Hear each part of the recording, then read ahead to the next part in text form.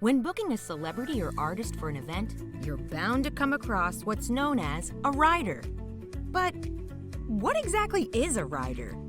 An artist rider is a part of the performance contract that's put together and signed by a performance artist and the event promoter.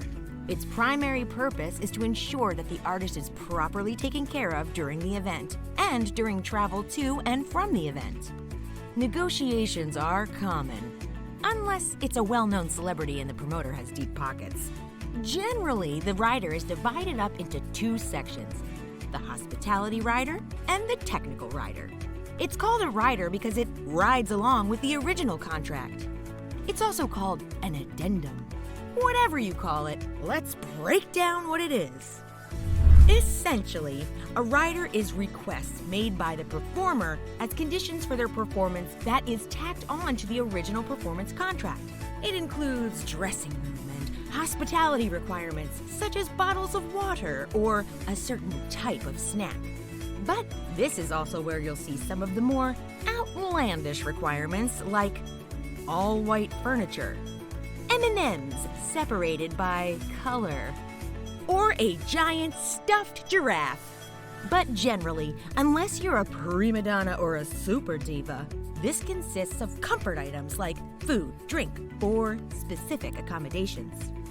Some requests may seem extravagant, but it's important to consider that many of them are on the road often and just looking for a comfortable experience in exchange for the money their performance brings in. And speaking of money, there is sometimes an option called a buyout, where instead of providing these unique items for the performer, they give them money so they can get their own provisions. The rider also covers security to protect the performer and their equipment during their time at the venue. Another major portion of the rider is the technical or stage setup portion of the rider. The setup is crucial for the performer, and everything must be just right for their show to go off without a hitch. Sometimes performers will make outlandish requests on the hospitality portion of the rider, just to see how good the promoters are following the instructions, thus ensuring a proper technical setup. The rider also includes ground transportation to and from the venue. While this seems straightforward, it can be a point of contention, as some prefer a driver, some prefer a rental they can drive themselves. These are all things that must be decided before the show is to go on.